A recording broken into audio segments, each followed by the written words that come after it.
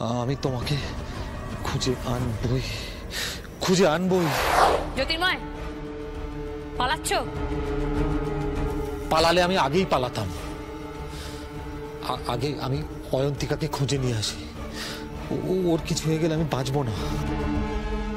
আগে আমি অয়ন্তিকাকে খুঁজে নিয়ে আসি, তারপর আপনি আমাকে পুলিশে ধরিয়ে দিন, আমার ফাঁসি দিয়ে দিন, কিন্তু কিন্তু আমাকে অয়ন্তিকাকে খুঁজে আনতে দিন।